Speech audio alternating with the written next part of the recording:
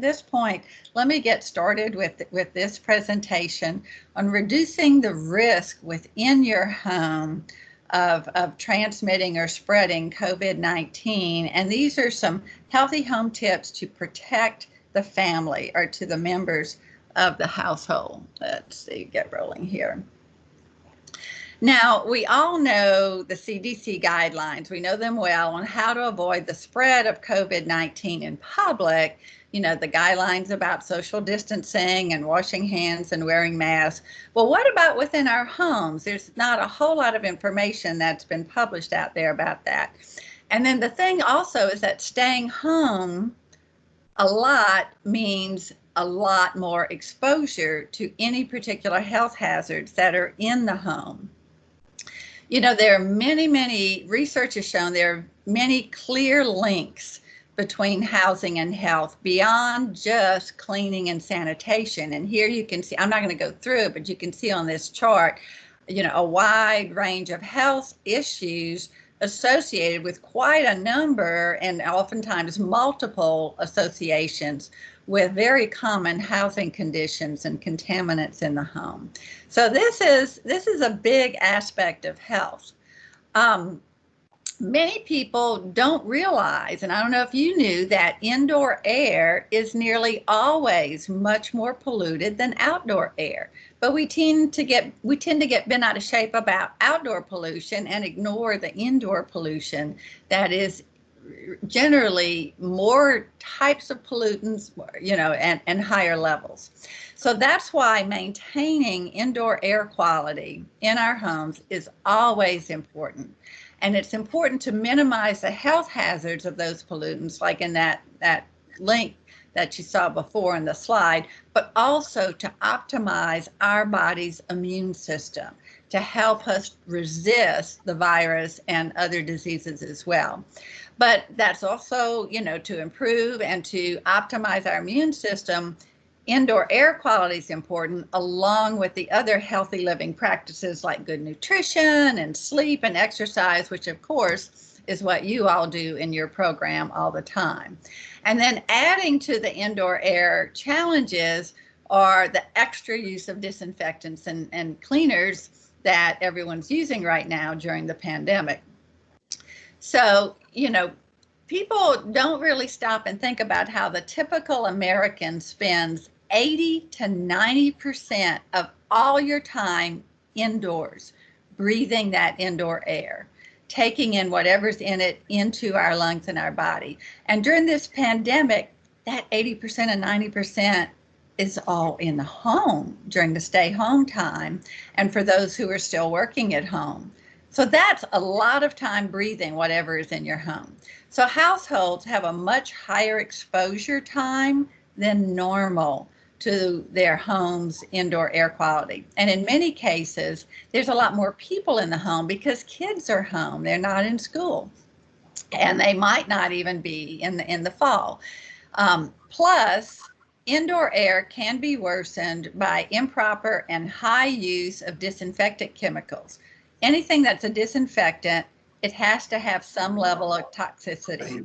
And so, and it's usually can get into the air as well. I'm getting some background. Let me try and mute again. Okay, yeah. Okay. In addition to the home, so in other words, they can be worsened by the use of our disinfectant chemicals that we're using a great deal. In addition to things we may be creating, contaminants we may be giving off by the home repair and renovation products that so many people are undertaking during this time where they're home more. So housing affects our health both directly and indirectly. You know, the air we breathe, the things we touch, and you know, and the impact our home has on not just direct exposure, but also on a sense of security and well-being, and that matters too. But the primary focus of health and environmental regulations that are out there are all about the outside environment and you know, industrial and commercial. Very little, you know, government intervention, and rightly so, in our homes. So it is up to the residents. It is up to us to make sure that our home air quality is healthy. Now, people who have pre-existing lung and heart disease are among the COVID-19 very high risk group, as you know. And so the indoor pollutants you see here of secondhand smoke, radon, and asbestos are also things that cause and can worsen those same conditions, heart and lung disease. So, first of all, there's just no substitute for banning smoking indoors. And we all know we should do it, but it is crucial because you just cannot rely on air filters to capture all of those contaminants and to eliminate the risk and the toll that it takes on the lungs, which can make people more vulnerable to COVID-19. That has been shown as well.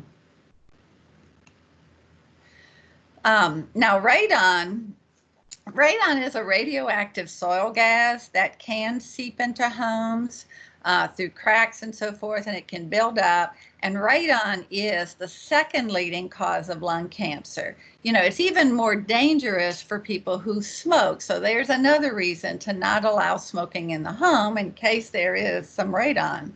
You cannot see it or smell it or taste radon. So the only way to detect it is by using a radon test kit. Now, the good news is Louisiana is a state that has the lowest radon levels of the country, but it's not without having the problem in some isolated areas. So it's always advisable to do a test, particularly if anyone has any kind of lung condition, you know, in particular, or if there are any smokers around or have been in the home. They're very inexpensive, can order them online, and it's an easy thing to do. Now, asbestos was used in many building materials before 1980. So homes built before then could have some, and that could be in various types of insulation, especially insulations around hot things, you know, like furnaces, gaskets, patching compounds, but lots of different things. So disturbing those materials that have asbestos is the issue. That can cause the tiny fibers to be released and float into the air, where they then can be inhaled, and that can cause these various lung diseases you see in yellow here. And so again, the home renovation and remodeling is a concern. If they're asbestos-containing materials, leave them alone. Don't disturb them. Then it's safe. And it's better to like cover asbestos tile flooring with new flooring. Don't remove the old flooring. Kind of that sort of approach. Well, most people are aware of the dangers of carbon monoxide from faulty combustion equipment, from backdrafting, from car exhaust, you know, and they know that it can be deadly, but that's not the only health hazard, though it's a biggie. We also need to be concerned that low levels of carbon monoxide, along with the other combustion pollutants of nitrogen dioxide and the small particles, particulates, that can cause or worsen lung and heart conditions. So again, a big concern and issue for that high risk group, that, you know, those conditions which make you more vulnerable to COVID-19.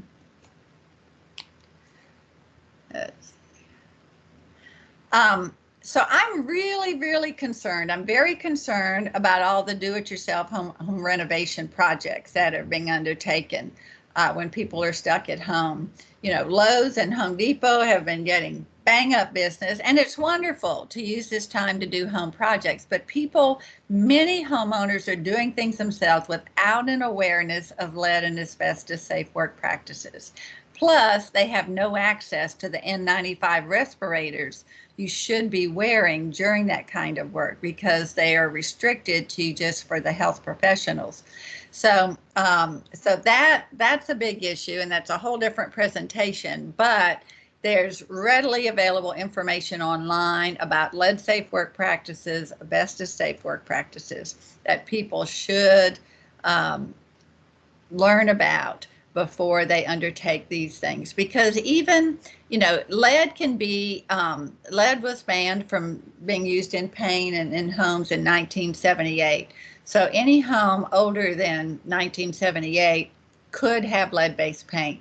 And even a very tiny amount of lead dust from disturbing paint or from eroding paint, like moving windows and so forth, can cause irreversible damage to young children.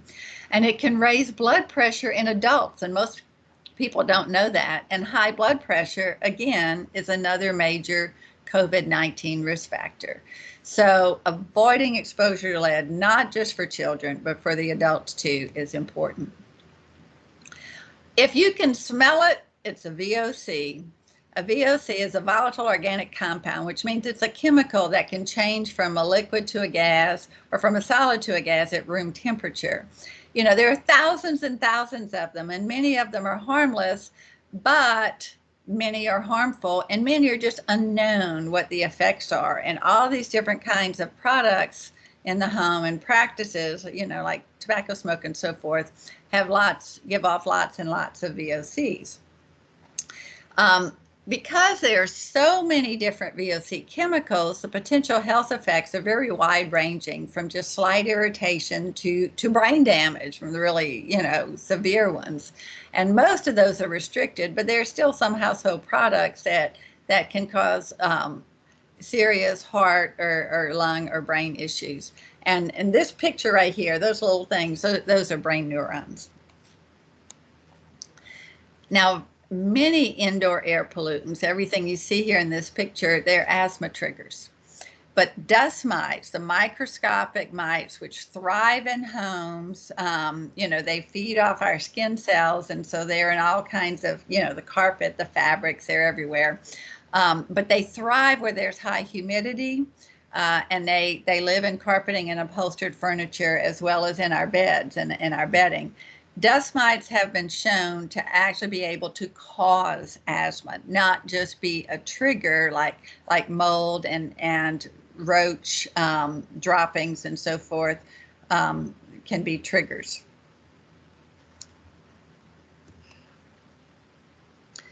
Likewise, there are lots of indoor contaminants that are allergenic or irritants, like you see here. And in yellow, I show household products, including disinfectants, because we kind of have a ramped up use of that lately.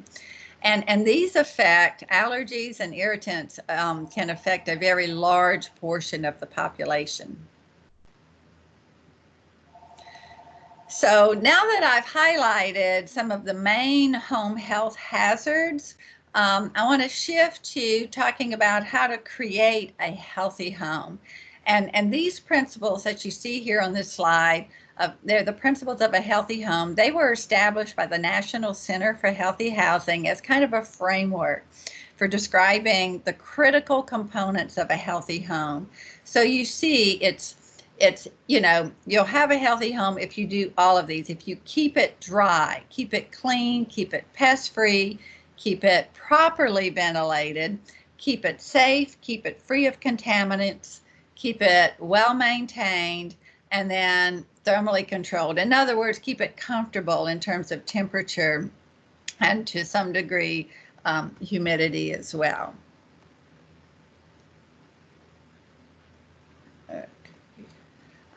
Sorry about that. That one was not supposed to be there. Anyway, because COVID-19 is thought to spread mainly through respiratory droplets from someone who is infected, even if they're not showing symptoms, and more we're finding that it's quite contagious before symptoms occur in someone who's infected, and in some people who are carrying it but showing no symptoms at all.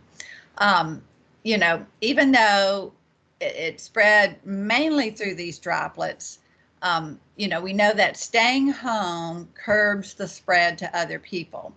But at the same time, that makes it extra important that our homes are a healthy place to spend so much time, particularly if there's more than one person living there.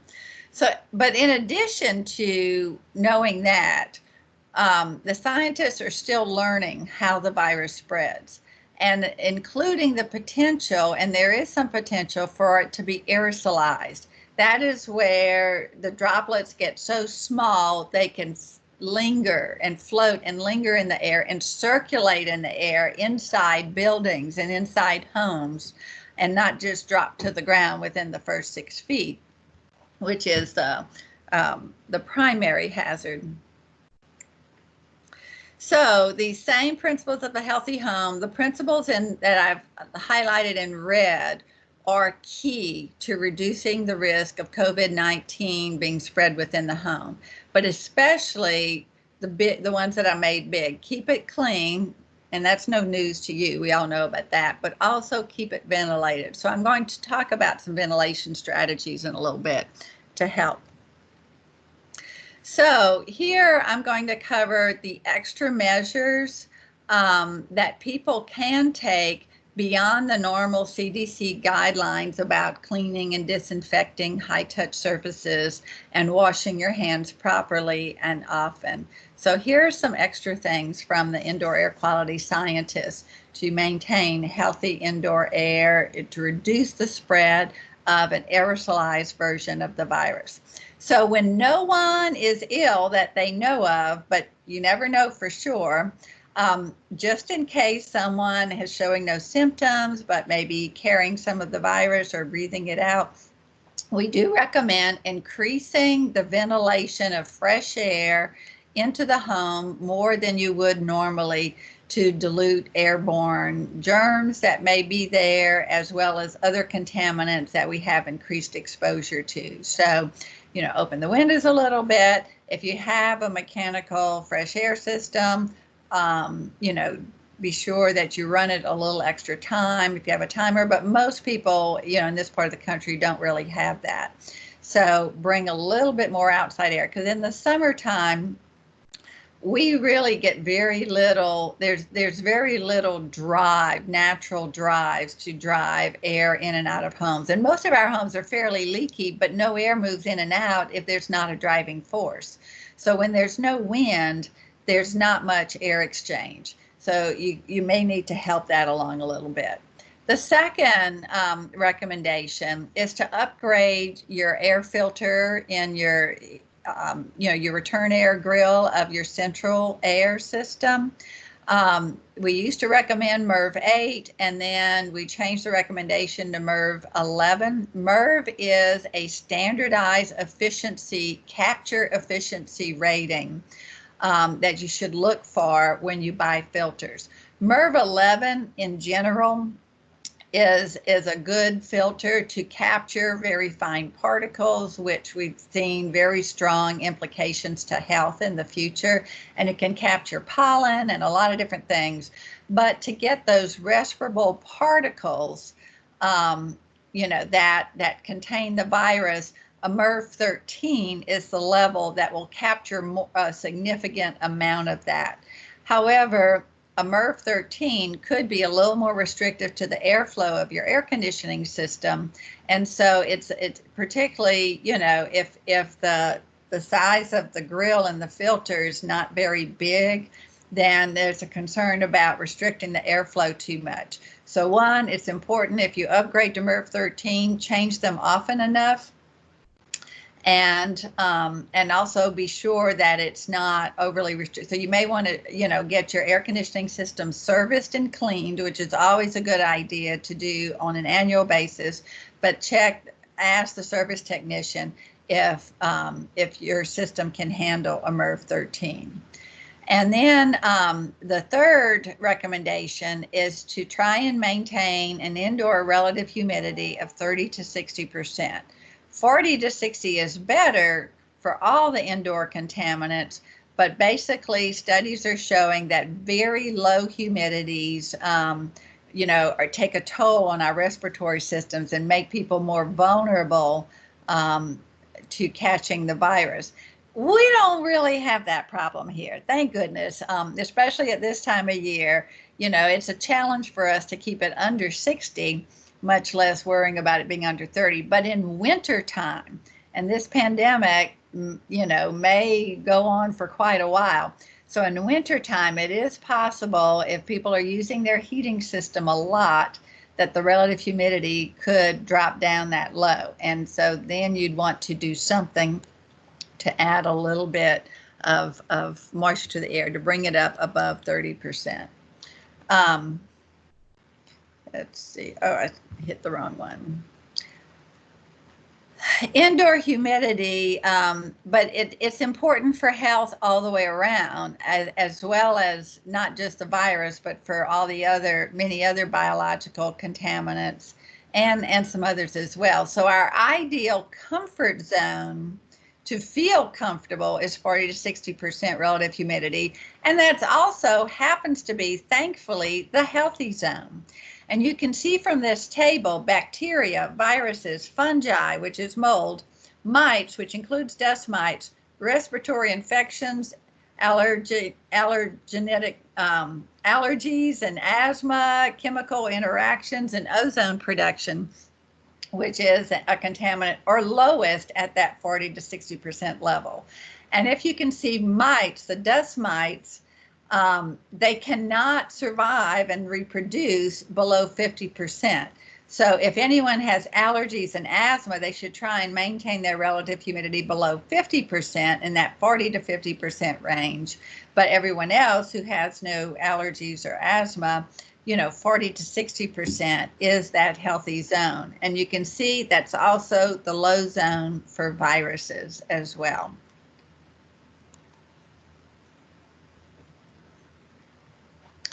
Now, we've talked about when no one was sick, at least as far as you know, what to do. So keep those in mind. But now I'm going to switch to when someone in the household is sick with COVID-19 or is in quarantine because they've been exposed to someone. And so you're waiting to see if they have it. So there's a different set of recommendations here of extra measures you can take. One, of course, is to try to, if at all possible, isolate the sick person or the affected person to one room, to one bedroom. Have them a separate bedroom that they do not share. Keep the door shut to that room. And two, exhaust air from the room to the outdoors to keep the air that they're breathing, that they're exhaling, from circulating into other rooms. That's called creating a negative pressure.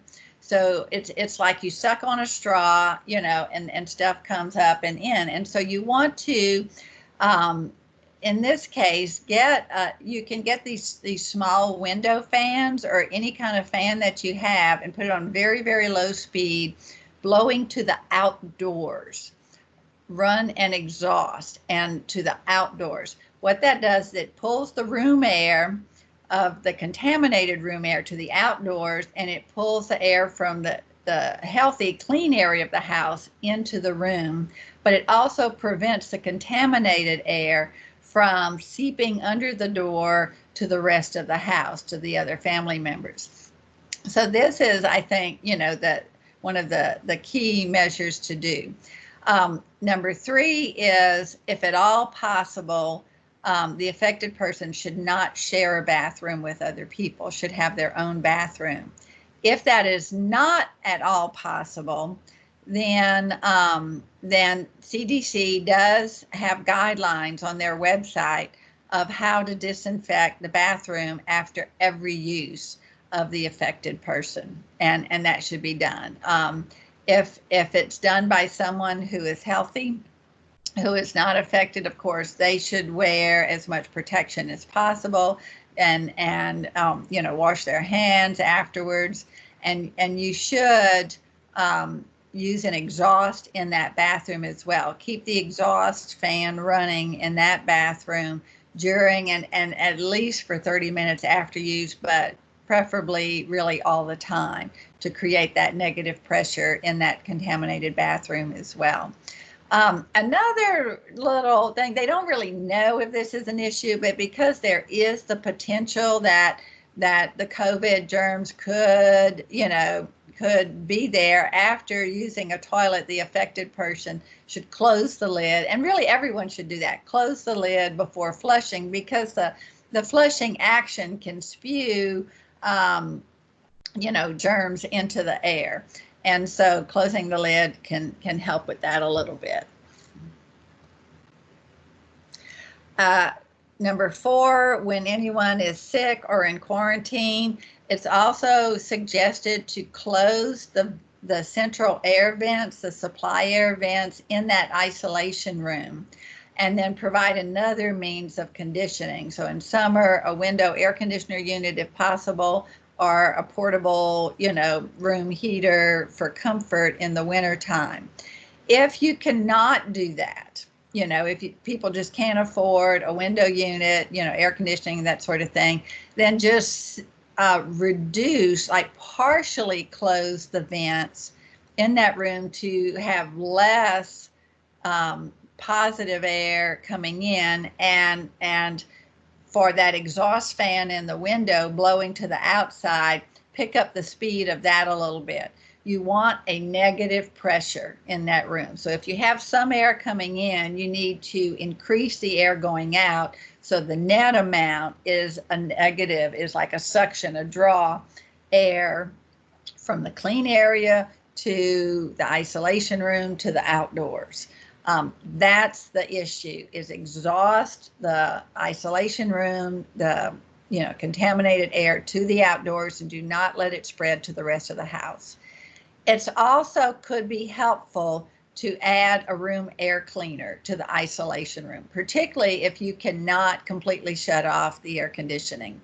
But there is a free online guide from EPA called Guide to Air Cleaners in the Home, and we highly recommend people read that before they buy one. There are ratings to help choose a more effective one. Also, there are certain types of quote unquote air cleaners that are really not recommended. You do not want an ozone generator type, and those have been heavily marketed, or other types that can create ozone if they're not cleaned well enough, the electrostatic types, because ozone itself is an irritant, and it's a pollutant, and it's an irritant to the lungs. And so that is not the type to use. And then in addition, the people in the rest of the house, all the healthy people in the rest of the house, should continue to follow the guidelines I talked about before for when no one is ill. Now, another category, when someone is at high risk because they have heart or lung disease, they're diabetes, they're over 65, they have asthma, or they're just ill with anything else, they're considered in a higher risk group. So when someone is high risk, but no one is sick, as far as the recommendations are a little bit different.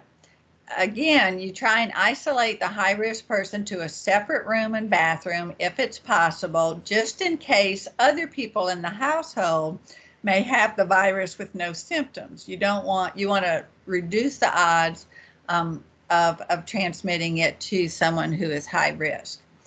But the ventilation is kind of the opposite of when someone is sick. Number 2, you want to ventilate that room, the isolation room, with outdoor air. So you close the door to the rest of the house, to protect the high risk person from other people's, from the exposure to other people in the air that they're exhaling, just in case they are just non-symptomatic but have it. And so here you get the same little window fan, but have it blowing, on low, blowing inside. So taking the outdoor air, blowing it in, that's called a positive pressure. You're kind of pressurizing that isolation room. And so you bring outdoor air in and then pushing it to the other part of the house. And so because this is a person at risk but not ill, and so you want them to have, the least contaminated air possible in the place where they're spending their time. And then again, if you can get a room air cleaner in their room, that's helpful as well. It's optional, but it could be a plus. We do, oh, that's number 4. I skipped over number 3. You do want to close or reduce the central air vents as well, because again, central air is bringing air from the common area where everyone else is and putting it into the room. So if at all possible, close those vents and then condition with a portable means such as a window unit or in winter a heater. So that's for the 3 type of risk situations or people in the household, some added measures to take. But I'm going to also throw in a few extra healthy indoor air quality tips for all homes, no matter what the situation and no matter who is there. Source control, controlling the source of pollutants, trying and keep the pollutants from being in your home always trumps trying to remove the pollutant. So source control beats all.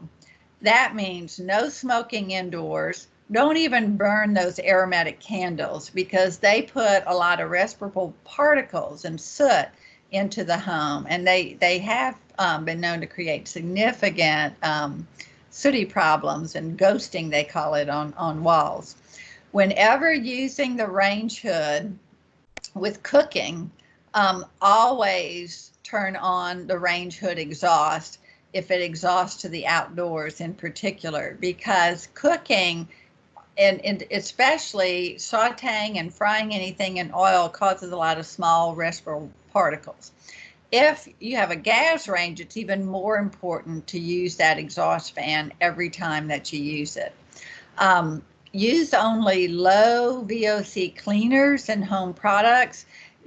Because of the green movement, they will indicate if they are low VOC, and there are various rating programs out there, Green Guard and so forth, to help select products that are healthier and safer and have lower volatile organic compounds.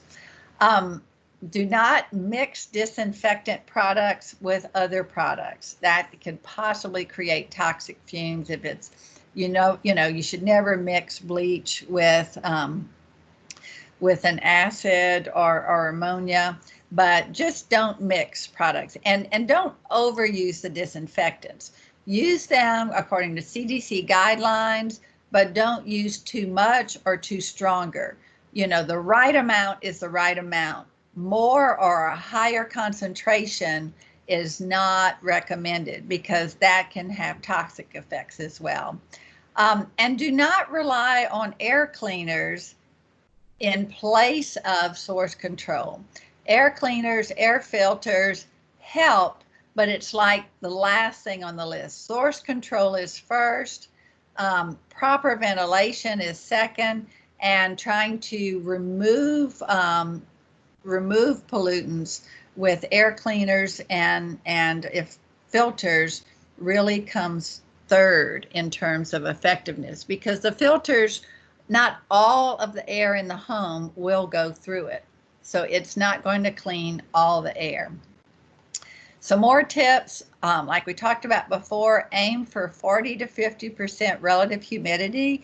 I'd highly suggest they're readily available. You can order them from Amazon or get them from many stores now. These hygrometers, relative humidity sensors, they're digital, and they usually tell you both the temperature and the relative humidity, and and keep them around and kind of to maintain. They're not super accurate, but they're accurate enough for a home. So try to keep it around 40 to 50% relative humidity. For cleaning, make sure the vacuum cleaner is a type. Many residential models now have a HEPA filter. HEPA stands for high efficiency particulate arrestor. It's a filter that really captures the very small particles.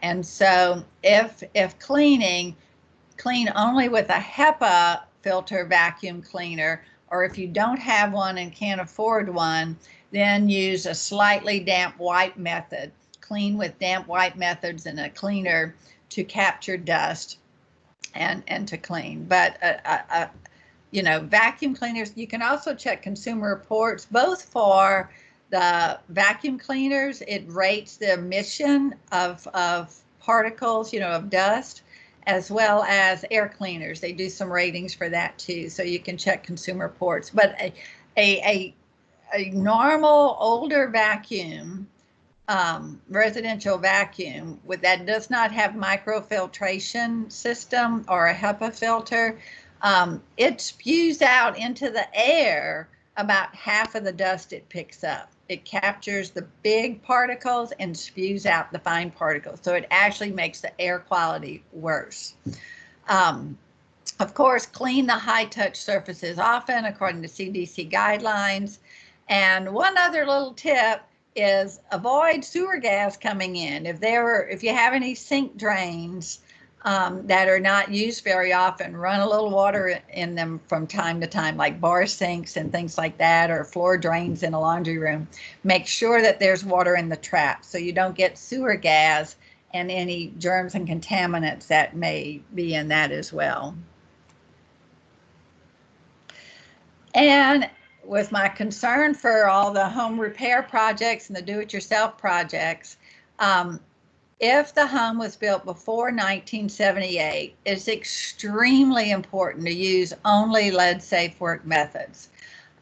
So if hiring contractors to do any kind of work on a pre-1978 home that could possibly disturb any paint, you know, windows, not just painting jobs, but anything that could disturb paint, encourage people, educate people to hire only EPA lead-safe certified contractors.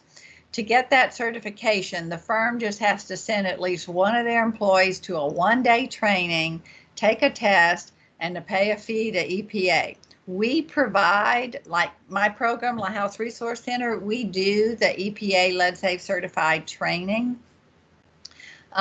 Usually about once every 3 months. So we're one source of it, but we're not the only source of it. So contractors will have a certificate with their picture on it. And then you can also look up on the EPA website. So see EPA.gov/lead, both to learn about lead safe practices if you're doing it yourself, but also to get a list of EPA certified firms in your location and hire only the certified firms. One other little thing, and we're not sure, you know, if this is, you know, it's not a big deal, but an added little thing that people can do is if they are replacing any of like the doorknobs and the handles and the hardware in their home, consider going with uncoated brass types instead of other, you know, aluminum or other types of metals, because copper and copper alloys, which brass is, has an antimicrobial effect to it by its chemical reaction. And so there are some preliminary studies that have shown the COVID-19 virus, you know, has a much shorter life on copper and uncoated brass than on other types of metals or plastics, you know, like maybe a 4-hour life instead of 2 days. And so that's another added little tip that if people are making those changes, they could consider that. There are a lot of great sources of more information on indoor air quality. EPA is probably the, you know, the one-stop shop source, you know, you know, beyond what we have in our own extension materials. And they make it easy to find, EPA.gov, and you can then put IAQ for indoor air quality, or you can put mold if you want information about mold, or you can put lead if you want lead information, asbestos, radon, you know, a lot of the key topics are easy to find. HUD also has a Healthy Homes office, and they have quite a bit of information on their website as well. Two of the publications that are actually HUD publications, but they were written and produced by Extension, housing and healthy home specialists. And we do have a small supply of these. So if anyone would like reference copies of them, one of them is a stakeholder guide. It's designed for the professional who's working with the consumer. That gives a little bit more information about, or that gives, a lot more information. It's a longer publication about healthy, having a safe and healthy home. And then the other one is a shorter consumer publication. Everyone deserves a safe and healthy home. So those are available online, but I do have some hard copies at my office at La House. Of course, we're not working there right now, but we can get them to you if you need.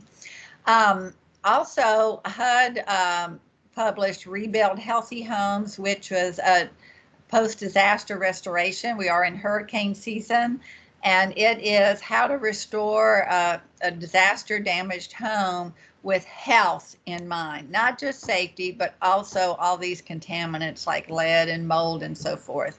And it just so happens I was the author of that book, and it's kind of long, but it's a free online PDF, and it's designed to be a reference piece, not something that you want to read necessarily from cover to cover. But it's also a free mobile app. So you can download the mobile app right now, on your phone, just Rebuild Healthy Homes, both from Apple and Android phones. Of course, the La House Resource Center website, lsuagcenter.com/La House, will take you there. And if you look, on the middle where it says My House, My Home, that is sort of the portal to get to a lot of consumer information, including, that article as well, which is about the same content, but lots and lots of other information. So we have our various publications there as well. We produce, in Extension, LSU Ag Center, a variety of publications that are on the Ag Center publication catalog, as well as many of them are in print. And of particular interest to this topic is Be Aware of Your Indoor Air. It's a fairly low literacy piece, and we have that in print in quantity, and you are welcome to order as many as you want for free from the warehouse. We also have You Can Prevent Lead Poisoning, which I think is really important now also. And I want to encourage you to order, as we have that in mass quantity. We had grant money to print those. So order those in as any quantity that you can use, and please help distribute them as part of our Healthy Home effort.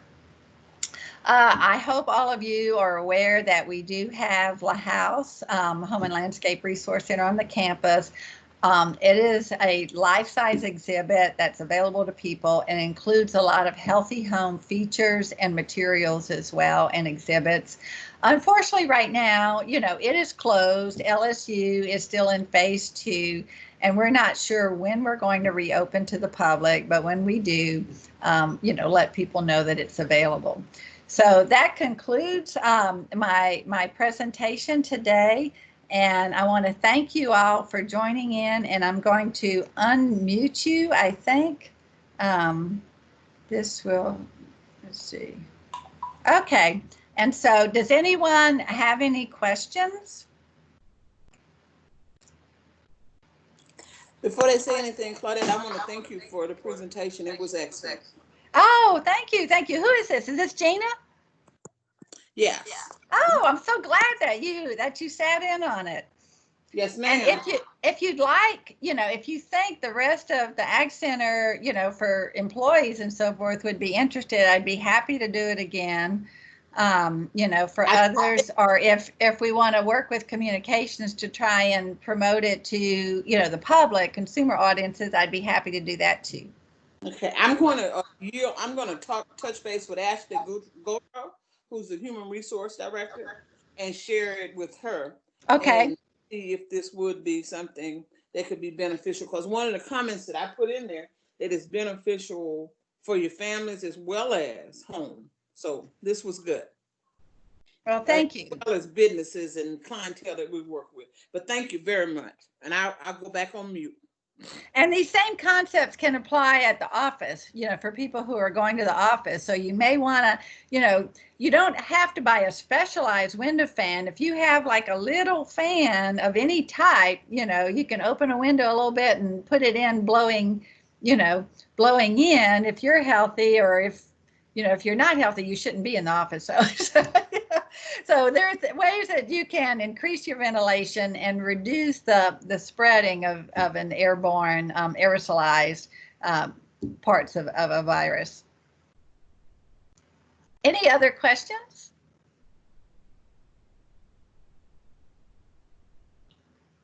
Well, I did record it. There were a few people who contacted me and said that you weren't able to be here today, but they asked me to record it. And so I'll have to figure out how to, get that and make it available, but I will do that. And again, just shoot me an email, C. Reichel, that's, you see Reichel on the slide there, the way it's spelled, C. Reichel at Ag Center. And if you would like, this presentation for you to be able to deliver, or if you just want a PDF version of it just for your reference, or if you have any other need, feel free to get in touch with me.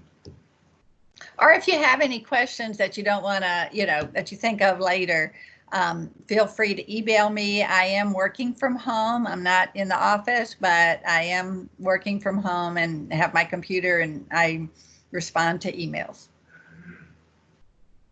One last call for questions. Okay, well, thank you all very much, and stay safe and healthy, and good luck. And I hope to see you someday. Thanks again. Goodbye. Bye, Claudia. Thank you very much. Bye-bye. You're quite welcome. Bye-bye.